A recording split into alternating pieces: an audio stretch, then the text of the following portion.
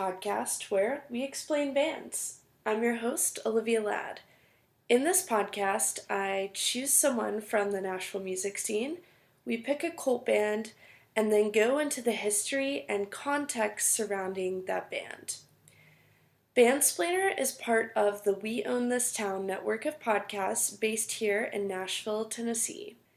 Bandsplainer is available on Spotify, Apple Podcast, Stitcher, Google Play, or wherever you get your favorite podcast. Follow Bandsplainer on Twitter or head to bandsplainer.show to keep up with new episodes. Thanks for listening.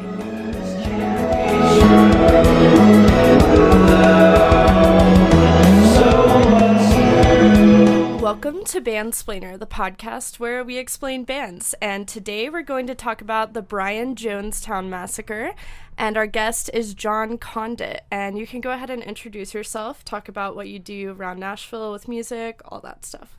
All right. Well, my name is John.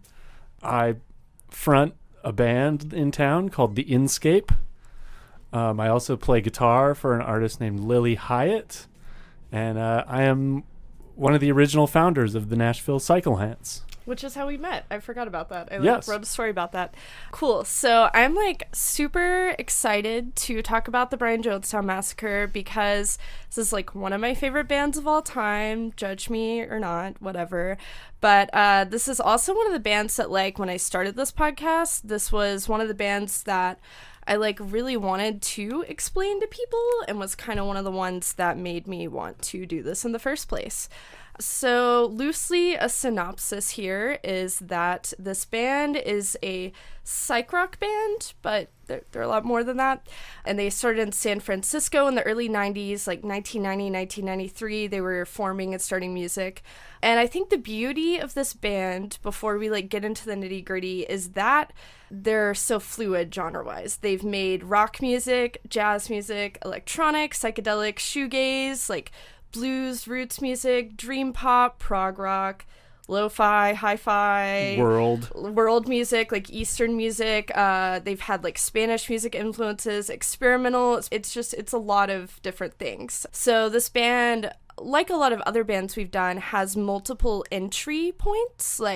Kind of literally all of their albums sound different. They all have kind of an overarching theme or signature sound, but they're all kind of a different genre, which is what I love about them. So you can't really listen to one album and be I do or don't like their sound.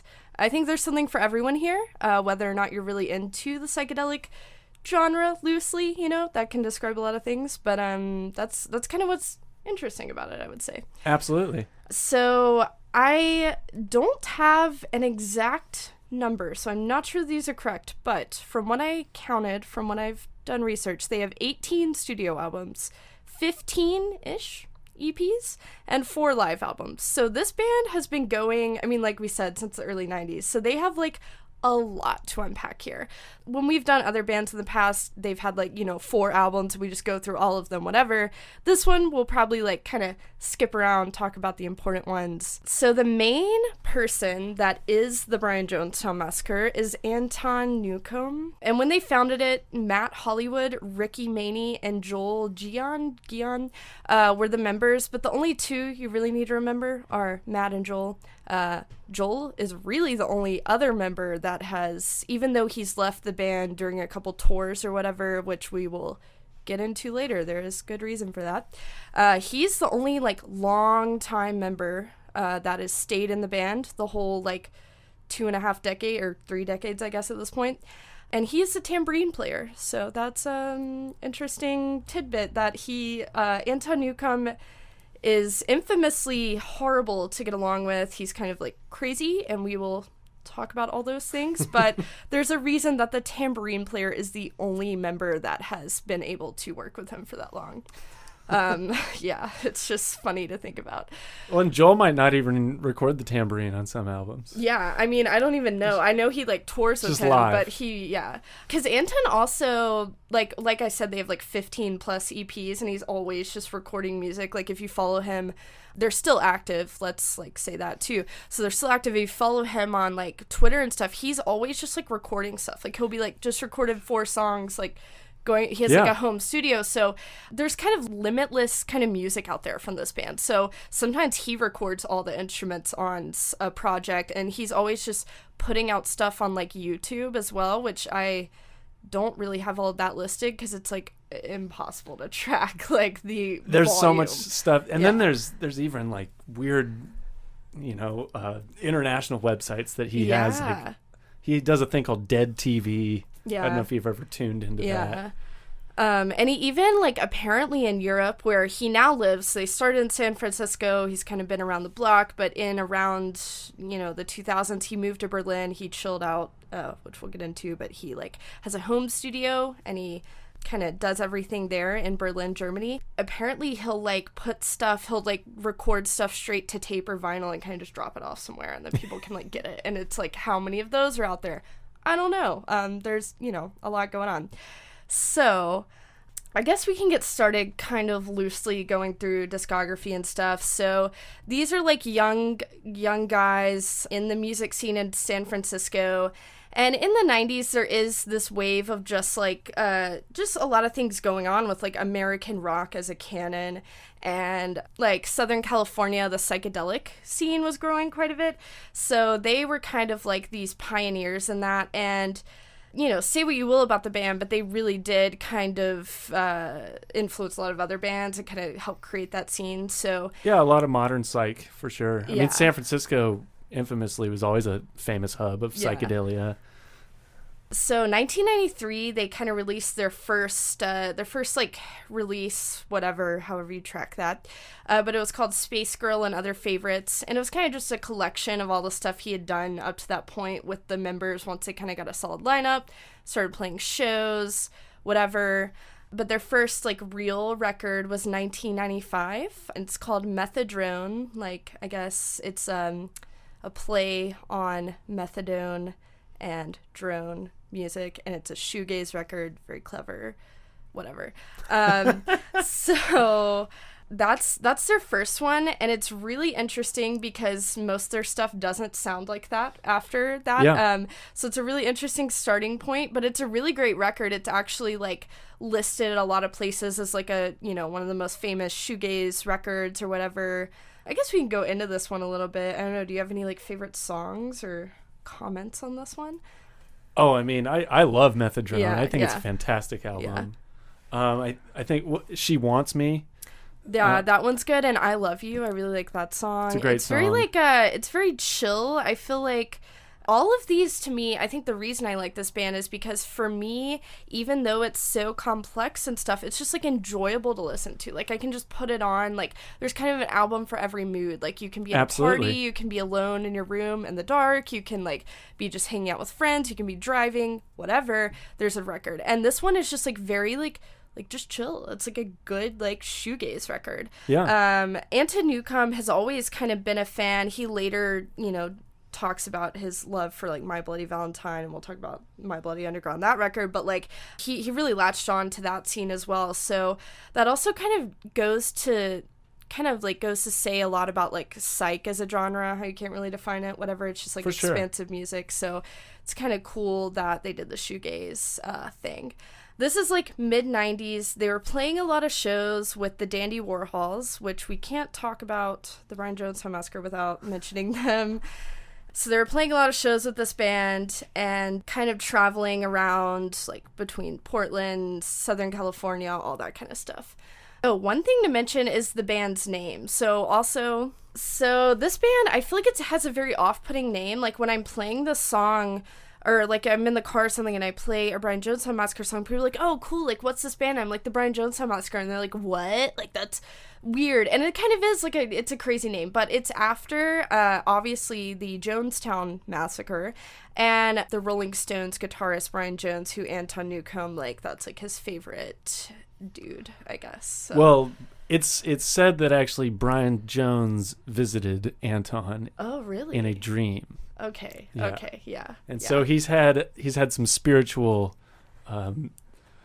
meetups with Brian Jones. Interesting. And there's actually a lot of, if you have a lot of Brian Jonestown Massacre records, there's actually a lot of fun little like quotes from Anton or little tidbits of stories on the records. That's cool. I didn't know that. I actually only own a couple of these on vinyl, unfortunately, but that's interesting. Yeah. So that kind of can go into, I guess, just talking about Anton for a second.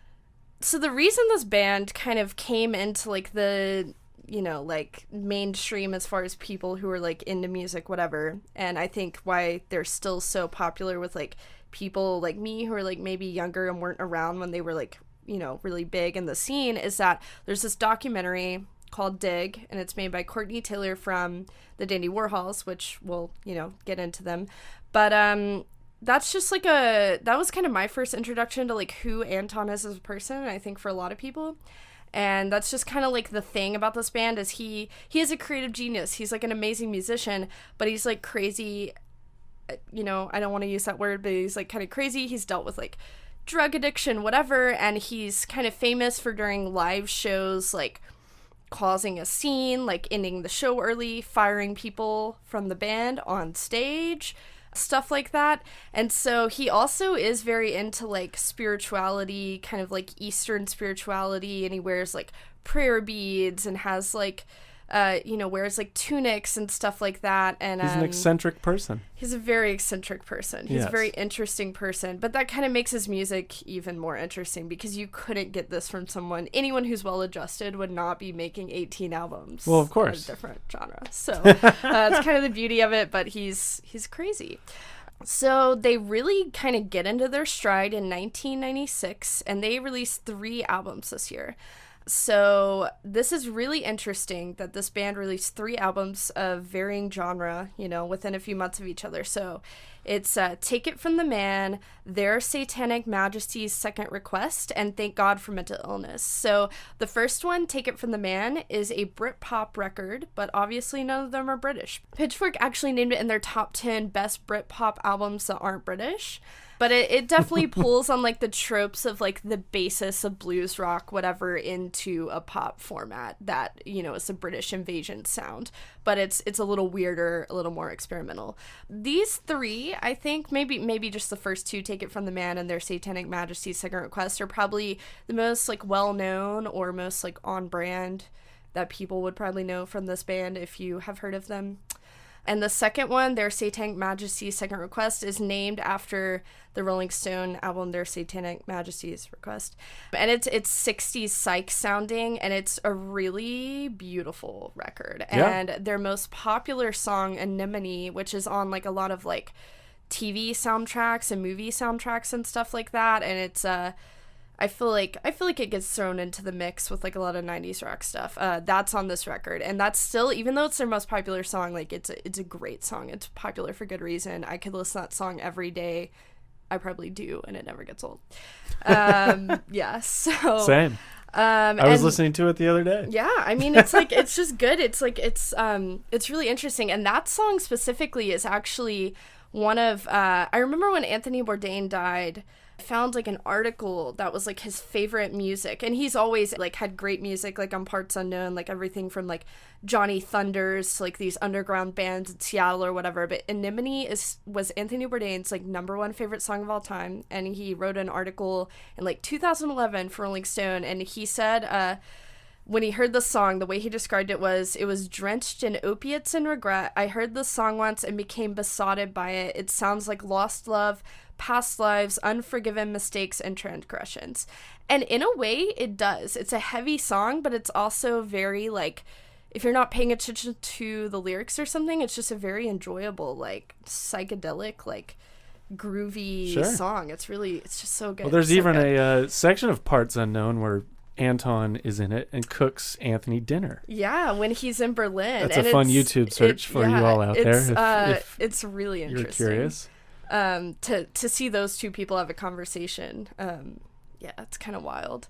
And I remember in that YouTube clip, actually, I think Anton was talking about like how the reason he loves Berlin so much is like, you know, not that he's like a famous figure, but he was like infamous in the San Fran scene. He's like, in Berlin, no one knows who I am. I like have a kid. I like make my music in my basement. I cook for people, whatever. And like, Anthony Bourdain had one of those like light bulb moments like he always does in that show where he was just like, wow, that must be nice to like not have no one know who you are or whatever. And it was just kind of like, wow, like kind of like hit me when I watched that. So that same year, they also released Thank God for Mental Illness, which is like totally on the other side of the coin. It's like a rootsy kind of record. I don't know that I would say it's all like acoustic. country, but yeah, it's like acoustic, very Dylan-esque. That so, record's especially heavy. Yeah. And it's also, that record's really cool. Like another little anecdote on the album is that whole album was made for like $10.73. Oh, wow. Yeah. Wow. And that's crazy. And it says on the back, he says, this record was made for $10.73, and if you can't dig it, well, F off, Can we cuss? Can we cuss on here? Yeah. He says, well, fuck you. Yeah.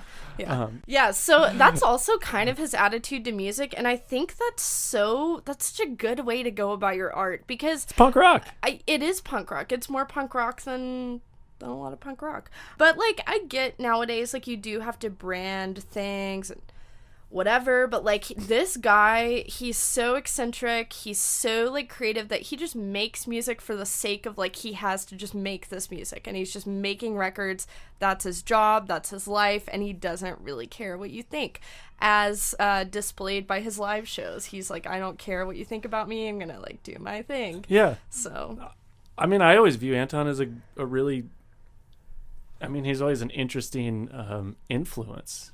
yeah, Like, even, I don't know if you've ever heard the story of like some of the first Brian Jonestown Massacre shows, how they promoted them. Pretty cool stories. I don't know that I've heard of that. So like one of the first Brian Jonestown Massacre shows ever in San Francisco, they put posters up all over. So San Francisco, the city, is only 7 miles square. It's really small, but it's very dense. And they put posters all around town saying, take acid and go see the Brian Jonestown Massacre. That's so good. And then a week later, in the same spots, the posters got replaced, saying, take acid now and go see the Brian Jonestown Massacre on Saturday. And then they had stapled little baggies with strips of paper, not dosed or anything, to the posters. Oh, wow. And then on the 7 o'clock news on Wednesday or whatever, what pops on screen but the Brian Jonestown Massacre poster saying the children of San Francisco are back to their hippie roots, dropping acid. And there's the poster saying, take acid now and go see the Brian Jonestown Massacre on Saturday. What happens on Saturday? The show's sold out. Yeah, that's genius. It's amazing. It really is. It's brilliant. Wow. Like, I didn't know that. That's that's so genius. Like, he knows what he's doing. I mean, he's wild, but you gotta have fun with people. It's shock factor for sure, and that also gets you like the audience you want right there. So that's wild. That kind of says it all. So they did get really big in San Fran, and were playing all these shows. People were coming out, and I remember, I think it was a Complex magazine, paper magazine, some editor said that he saw them like around 96 and said they were just a pastiche of everything. He was like, they were just like so much, I couldn't soak it all in, and it was just like I was hearing everything. So they had a lot of A&R people coming out at this time, and in 1997 they signed to TTV Records, and that didn't last super long, but they did that, and they put out in 1998 Strung Out in Heaven.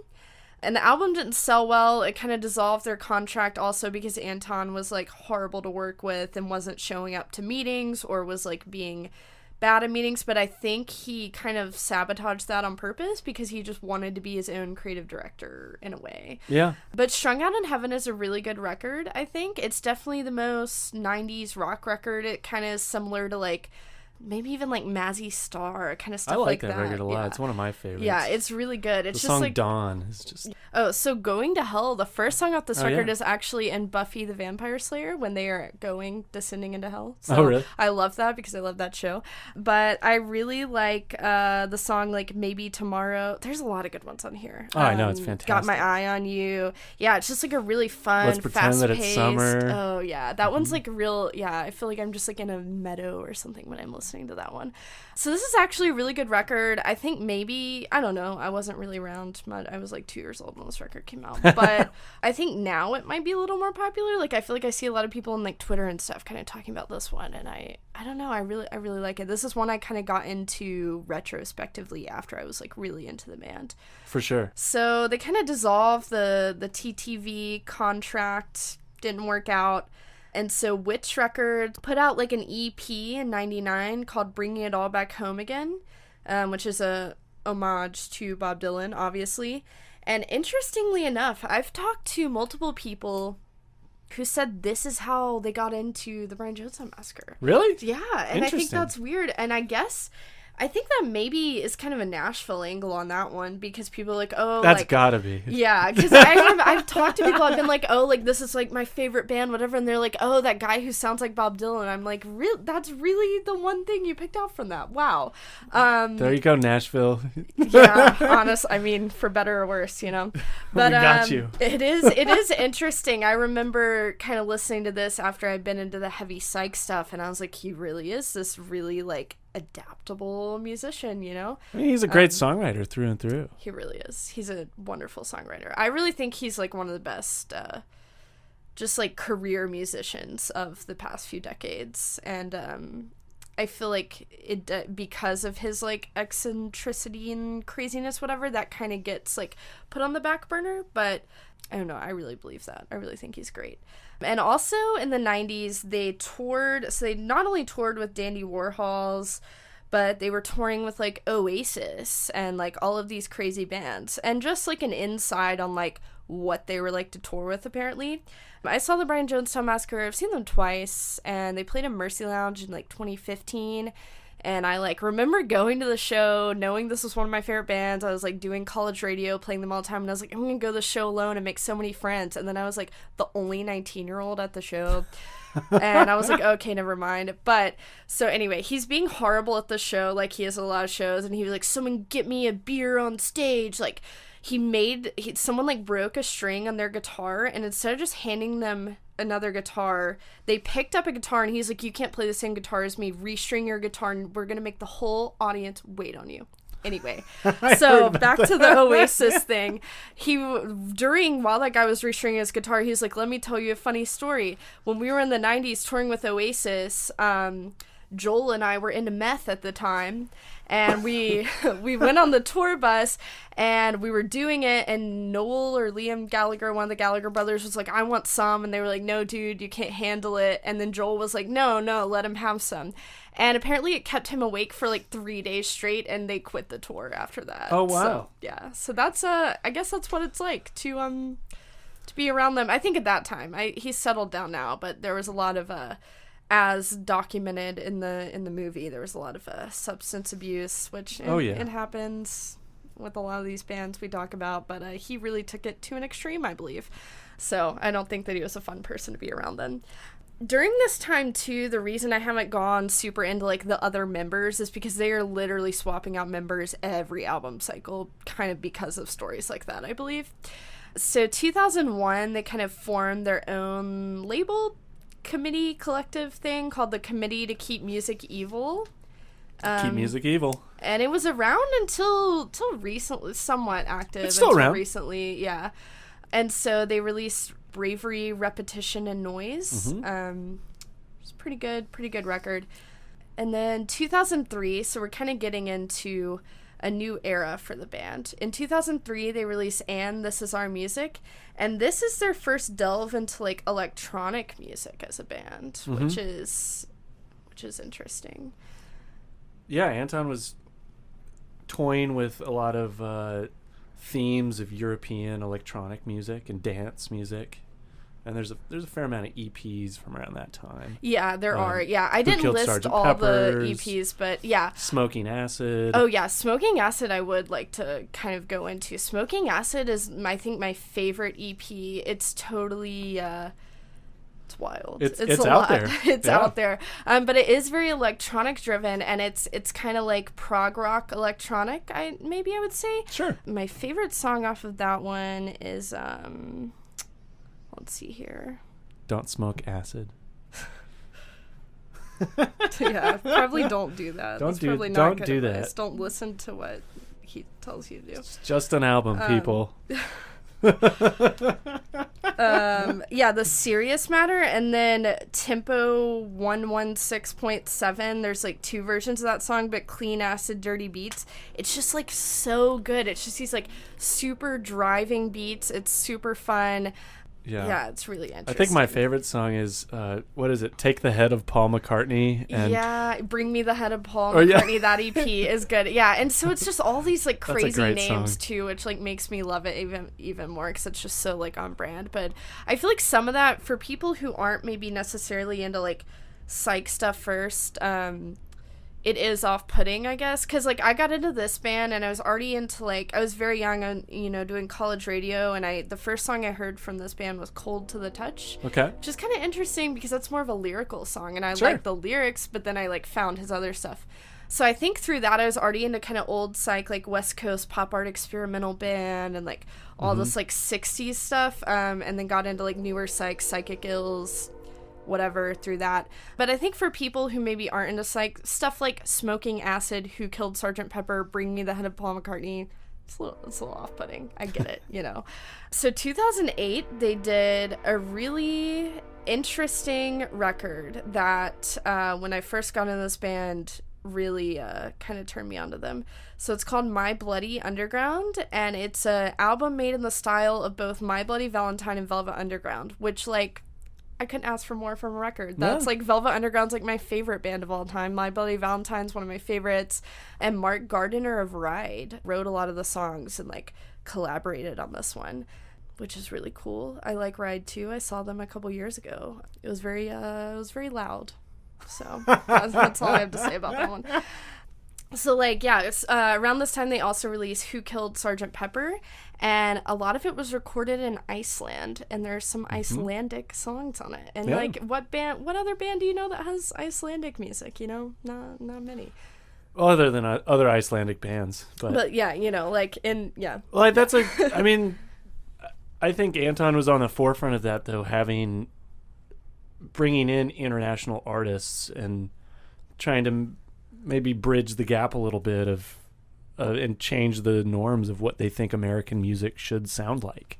Oh, I think so for sure, because it could be an American performer, but why not have someone singing in Icelandic? Yeah, I think so, because even when you go back to like 96, like their Satanic Majesty stuff, he's putting like sitar and all these like interesting instruments that weren't necessarily being used in American psych music. It doesn't have to be guitar driven. It can be electronic before that was a big deal, or it can be in other languages or have elements of like Spanish music and Eastern music and things like that in it. Sitars and whatnot were being used back in the 60s, but bringing them back for sure, especially into the modern out day. of the cocaine haze of synthesizers and gated reverb snares and all that. It was kind of a refresh to people that go, oh, I remember the Beatles. Yeah. And I think it's also, there's something to be said about that too, because like now, in 2019, like especially even in Nashville, there's a ton of 60s revival stuff, and I'm here for it. Like it's like my favorite kind of stuff to listen to, but like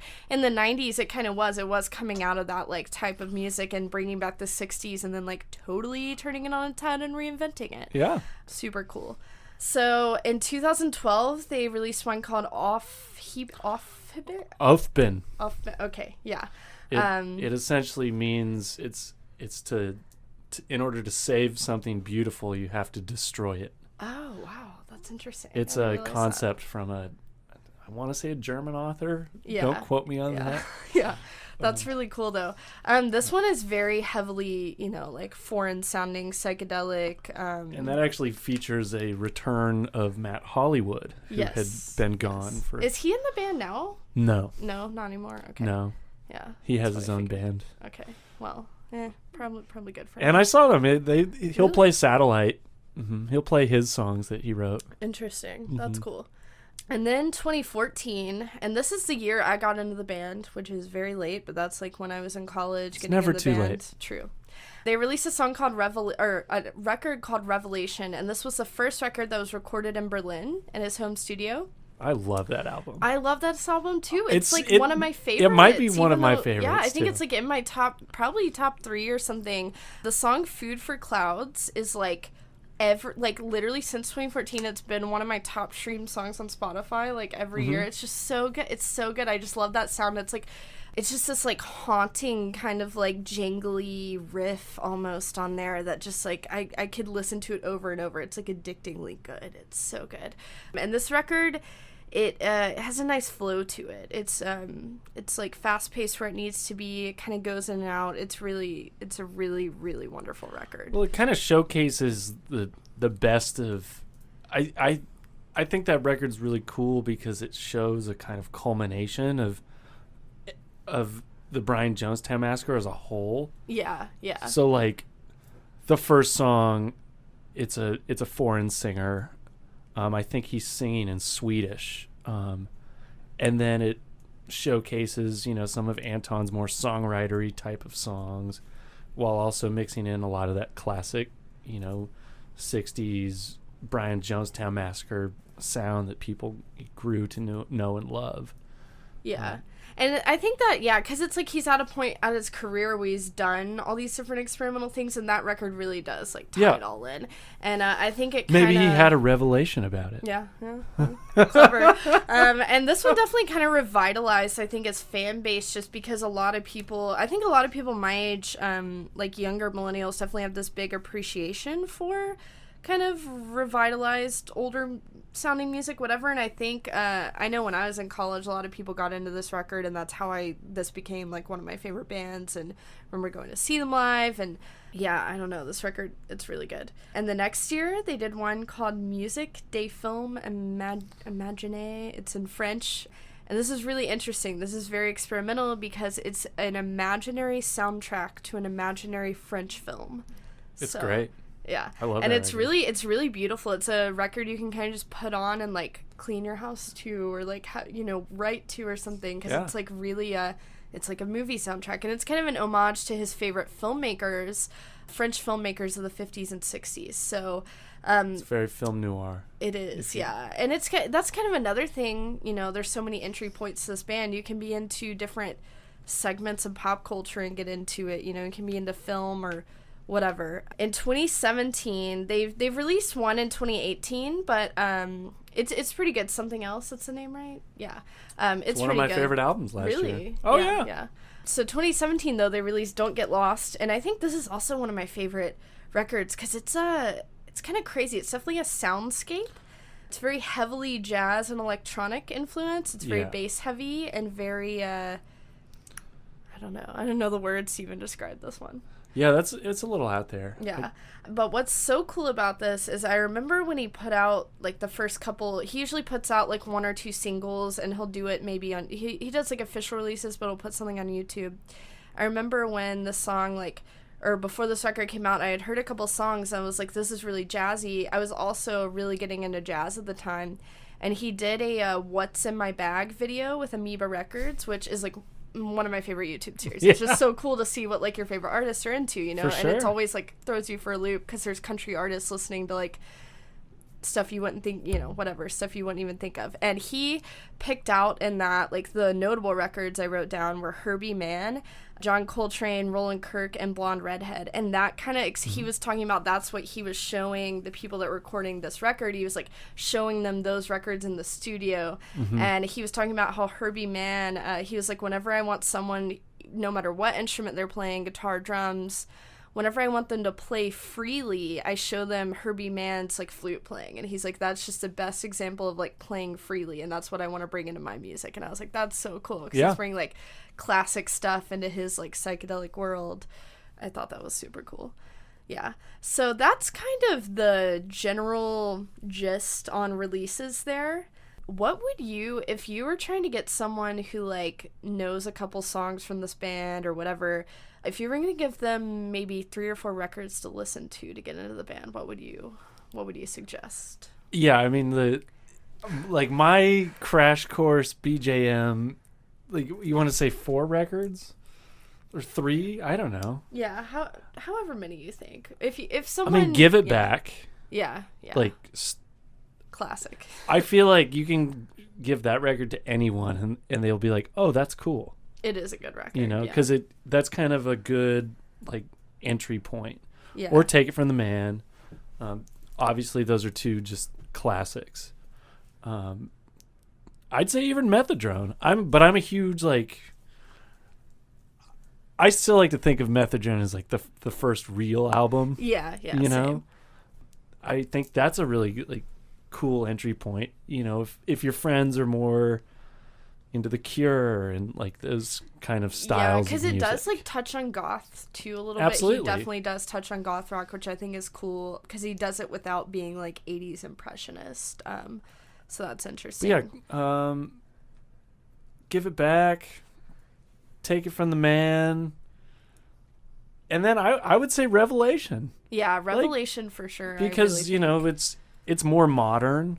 So it's got that familiarity where to your ears more. Yeah. You know, where you're like, oh, this sounds just like a 90s album. Or, you know, sometimes, you know, it's harder to turn people on to something new that sounds like it's a little dated sometimes. Yeah, for sure. I think so. Because I think this is also a band, like you were saying, if your friends are into a certain type of music, you might give them a different record. But yeah. I like know people that are like, oh, I hate old music. And I don't like that statement because like that's just, well, you know, I get it, but I like love old music. And also like what is old? Like, you know, you could say 90s music's old. You could be listening to music from the 1920s. Well, 90s music's now classic rock. Yeah.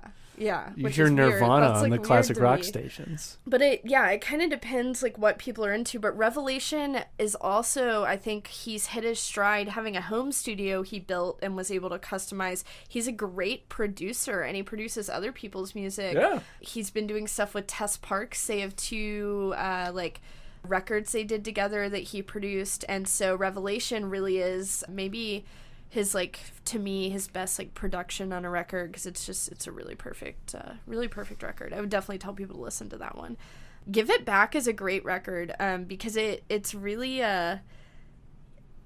expansive, I guess, because you have like Malala and all that stuff, which is very Easterny sounding, and then I really like the song "The Devil May Care, Mom and Dad Don't." It's a fantastic. Yeah, there's a song. lot of good stuff that's very accessible on that song's one, really cool too, because if you watch the movie Dig, there's actually footage of him doing the overdubs to that song. Oh yeah, I remember that. Where he's doing the snare drum part. Yeah. So it's cool to kind of put a visual to the actual audio recording. Yeah, to how they made it.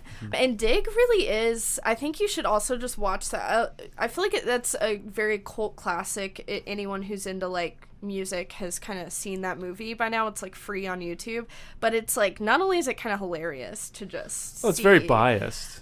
Well, yeah. Oh yeah. I mean, because Courtney Taylor's making it. He narrates it. Which, yeah, I guess we should, let's like get into Dig since we're already talking about it. Let's dig in. It's really interesting to see on that he, in one scene of that, which is what we were talking about when he's making that record, he like just came to Portland and like moves in with the Dandy Warhols. It's just like, hey, I'm here, I brought my equipment, we're gonna live with you guys and make music. But it's interesting because he's like, so... Hi, I'm Courtney. I'm Courtney I'm gonna Taylor. move in. And I'm going to document you. And it's really interesting how he may seem like silly and eccentric, but he takes the creation of his music so seriously. And he's like, I'm going to do this vocal take. And he just does it. And then he's like, I'm going to play the drums now. And he just does it. The artist is trying to work. Yeah. And the way he talks in the movie is funny, too. There's one where he's like, I'm going to attempt to make a synthesized sound from this Radio Shack device. And then he's just, like, playing, like, all these crazy keys. It's really funny. But Dig is interesting. So the Dandy Warhols, when they signed to Capitol Records in 97, created a little dissent between the two bands.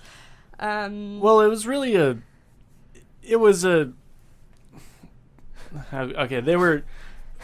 They started out as friendly bands, but there was this kind of race as far as who was going to get signed first. Yeah, and who was like bigger, who was doing the who was going to get bigger, who was going to get signed first. Yeah.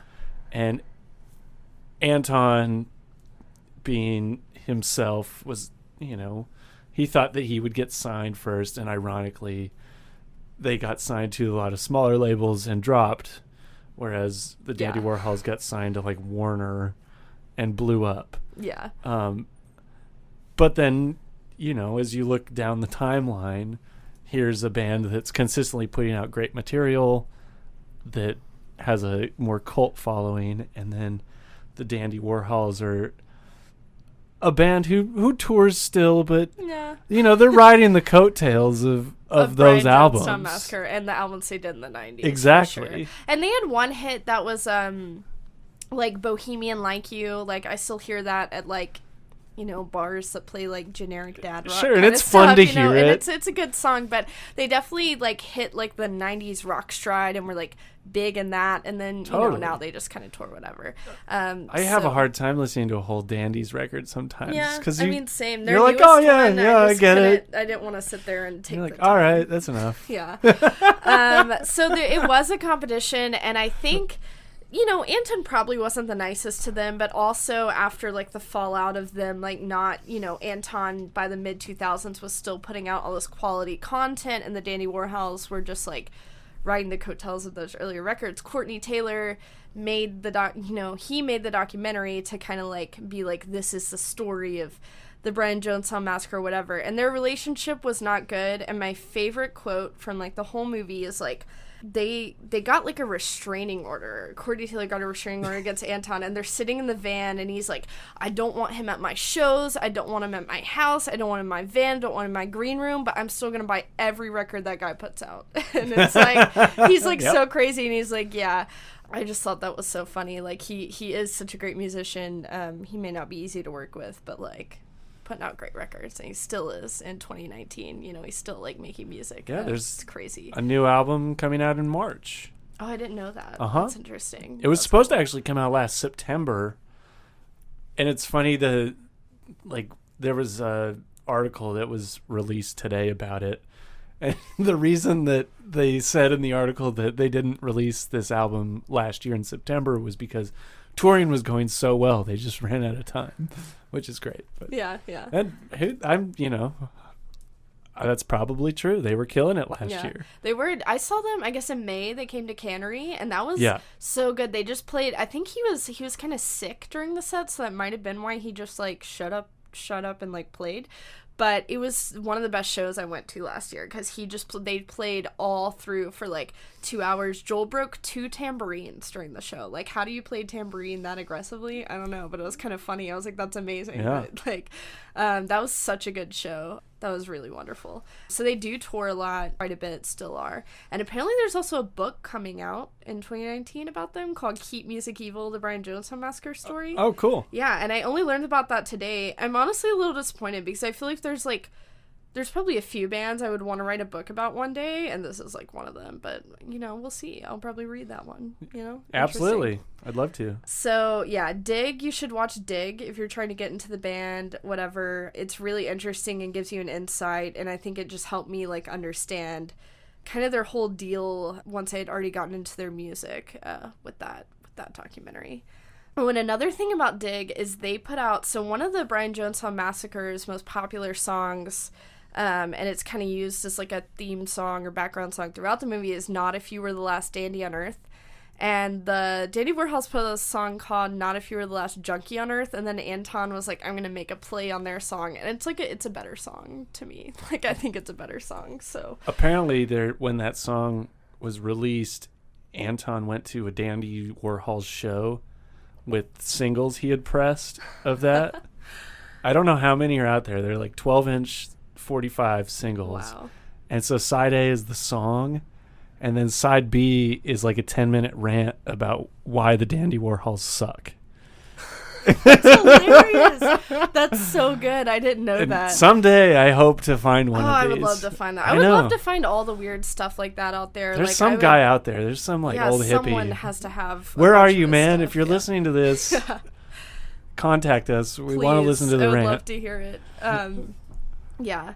And so I guess it should just be said, like, they really do have a lasting influence. Like, there's some more obvious than others where you have bands like Moon Duo who are, like, directly doing what the Brian Jonestown Massacre did, but they have like a lot of people are doing like a lot of covers of their music, or people have like become more experimental because of them. I remember and the amount of bands that have come out of the BJM as previous from members. The members, like which is Black Rebel Motorcycle Club. Yeah. The Warlocks.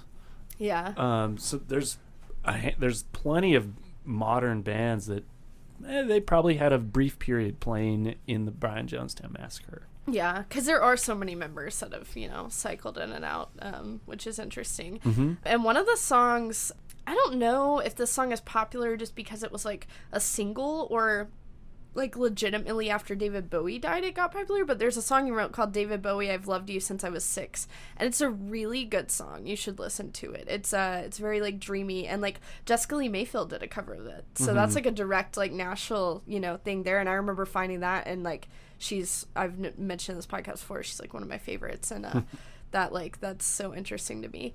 But this band also got me into a lot of older stuff just because I didn't, I was like 18 when I got into this band. I wasn't into like krautrock and stuff like that, and like this band got me into like Can and like Kraftwerk and stuff because he is very vocal about his love for these like German-based like psych krautrock bands, and that's really cool because now I see the influence looking back, but it got me into this whole genre of psych through that and kind of the bands he pulls influence from. And I think it's cool because he has stuff that's more universal, like the Rolling Stones or Velvet Underground that he likes, but he also is into like Can and like all these weird bands that, I should probably do a podcast on. So that's really interesting too. How many times have you seen the Brian Jonestown Massacre? I've really only seen the Brian Jonestown Massacre. I really only think I've seen them once. Yeah. Because I'm always out of town the other times they play. Yeah. But, they're around. Yeah. Shows come, shows go. Yeah. And I feel like they're one, like, I could see them a bunch of times. Like, I've seen them twice, and they played totally different set lists both times. So, yeah. And it's not only the fact that they're putting out so much new music, but it's like he could pull from any of these almost 24 record, whatever that he's put out, and just pull songs. So I don't even know how he would even come up with a set list. That's just wild to me because he has so much material. Yeah. So it's really fun to see them because I've seen songs I wanted to hear both times, but I'm like, I want to see them again, just like see what'll play. Yeah. Oh, so another funny thing is, for fans of Gilmore Girls out there. So Joel was a guest star on Gilmore Girls, and there was a whole subplot in a season of Gilmore Girls based on like the movie Dig.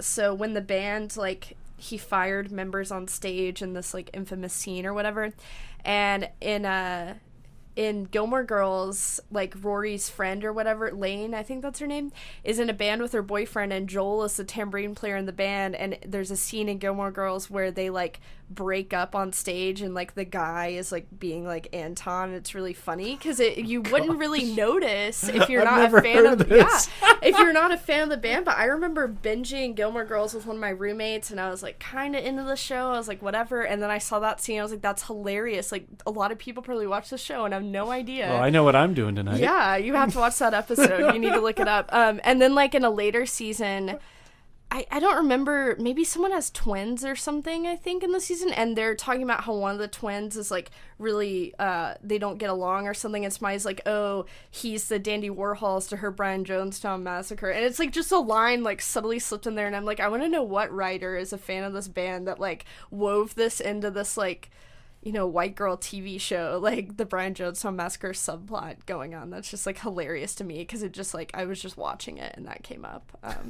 So that's like a funny thing. But yeah, on the topic of like movies and TV, I looked up their IMDb, and they are in like dozens and dozens of like TV shows and movies, just because their music would make for a good. Yeah, Straight Up and Down is in a show. Yeah, Straight Up and Down is a really good song. Uh-huh. Yeah. I don't know. Are there any like specific songs you want to highlight? Straight Up and Down's a great one. Straight Up and Down is a great one. That's classic. That's a really good song. I really like the song Whatever Hippie Bitch. That's a very accessible, very psych, song. I'd say Open Heart Surgery. Oh yeah, Open Heart Surgery is one of my favorites for sure. I think that's one of the first BJM songs I heard that really caught my ear. it's funny because when I was in high school, my friend had burned me a CD of Brian Jonestown Massacre songs. It was like a mix. And I listened to it, but it didn't like catch me. Yeah. Maybe because it wasn't the right songs. Well, that's the thing about it. Yeah. I feel like I could show someone. And so many I different think ones. I have that mix somewhere, and I'll That's go back so and I'll be like, good. oh, this is classic. Yeah, that's so good. I love a mix CD. But yeah, Open Heart Surgery really caught me with that lonely spaghetti western guitar and that super kind of like heavily emotional vocal sound. I think that was also one of the first songs I got into. I remember taking like a road trip and when I first got into this, and I just listened to like the whole discography. I was driving home from college my freshman year, and it's like an 8-hour drive, and I just listened to like every record by this band that was on Spotify, and I remember Open Heart Surgery being one of my favorites. And I like that you said spaghetti western, because that song specifically does kind of have that like guitar sound, but even on their most recent, or the 2017 record, Let's Get Lost or whatever. Don't Get Lost. Fact 67 is my favorite song on that record, and it's almost like I was like listening to it on the way here actually because it came up, and it does have that kind of like spaghetti western guitar, but it's almost like if it was like a sci-fi when I listen to that, I'm like, this is like a sci-fi western movie soundtrack song. It's a bump in the whip if there is one, that's a good one. I really like That Girl's Suicide, which is actually off their like first compilation. Wow, there's just so many good ones. I feel like I should definitely make a playlist for this podcast. Absolutely. Because I also like want people, like I feel like you could listen to like 20 songs and maybe only like a few of them, but then from there you'd find 5 records you like, whatever. So Mary Please, I love that song. Oh yeah, that's good. That's a really good one. Yeah, some of them are just, there's just so much good stuff. Yeah, we'll make a playlist for you people. Yeah, we will. We will put it out there. It's going to be 16 hours long. Literally.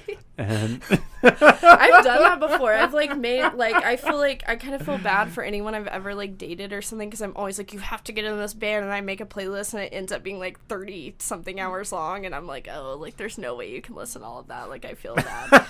But I feel like I've turned a lot of people onto this band because like when they played in May, I took like a bunch of friends, and they were like, oh, like whatever, like I showed them like the most popular songs like the day before, and they're like, oh cool, like we'll go.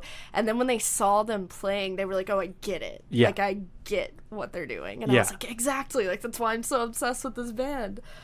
Which is why it's important to go out and see the show. It really is. With any band we talk about that's still active, like it's so important. You can do live. So much listening, but until you see them is when they really get to put it out in front of you, and you can understand it more. Yeah. And I feel like them live is just it's so expansive, and it's like you just feel it. It just gives me like goosebumps. And like I love live music like 6 anyway. Guitar players playing the same chord. Yeah. But it's huge. And it is a huge sound, and it's like you just feel it, and you're in the room and you're like, oh, like this is why I love music. Like I remember when the first time I saw them live and I just went to the show alone, I was just like standing there all awkward, and then like by the end of the show I was like just like, oh, like this is why I love music. This is it. Like this is all I could ask for, you know? Oh yeah. So good. You should see them live. They do quite a bit of touring, like literally They'll probably everywhere. Be back like in the next couple years. Europe, Canada, Nashville, wherever. Mm-hmm. Go see them. I don't know. I guess we covered, I mean, that's like what you need to know on a surface level basis. Like get into this band, listen to those albums. We'll make a playlist, watch the movie. Is there anything else, like personal anecdotes or anything else you want to like add to it? I don't know. I mean, we've talked about how obviously, you can hear someone talk about how great and impactful a band is on someone. Yeah. And obviously, this is one of those bands. Yeah, for sure. But yeah, to really understand the Brian Jonestown Massacre is also to listen to the bands associated around it.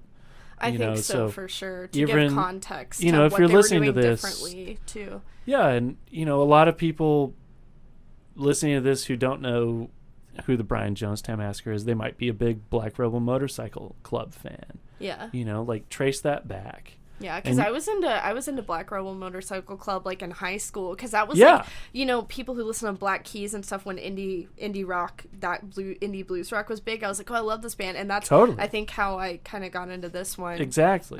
So And lots of entry points. It all builds on each other, and and I think it's especially cool that a band like this is existing and still creating in our lifetime.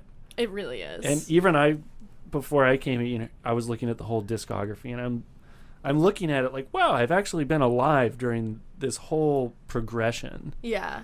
And as that band has grown, I have grown with it.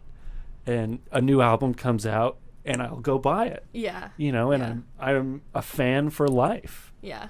That's how I feel too, because even though I didn't get into them until 2014, it's cool to me that this band is almost the same age as me. Like they started Exactly. They started in the 90s when I was born, so I obviously wasn't aware of it, but it's cool to me that this band has like been around, and they're still around, and I get to listen to their music and see them live, but I can still listen to their records from like 1996 when I was like a baby or whatever. So it's like so cool to me. I feel really I'm like grateful for this band because they really kind of stretch my understanding of music, and a lot of what music could be, or a what lot you're of the allowed modern to do. psych bands would not exist. Oh yeah, unless for sure they had found the Brian Jonestown Massacre. Probably. I mean, how many psych bands do you go see, and they're playing like a jangly guitar through a Fender amp, and they've got that sound, but yeah, they really do. And whatever, people can say this and that, but there's probably a little bit that might have come from that. I think that so. bit of inspiration. I think they really just planted seeds, not only in the San Fran scene, but just in like psychedelic in the indie sphere of music. In the modern music in the scene. modern music scene today, for sure. Cool. So I guess that's really it. I didn't want to make this one too long because I really want people to just dig into the discography. That's the best way. Sure. Just like sit down with your friends and just go through all the records. They're great. Cool. So that is the Brian Jonestown Massacre. Thank you for being on the podcast today. Thank you. And thank you guys for listening.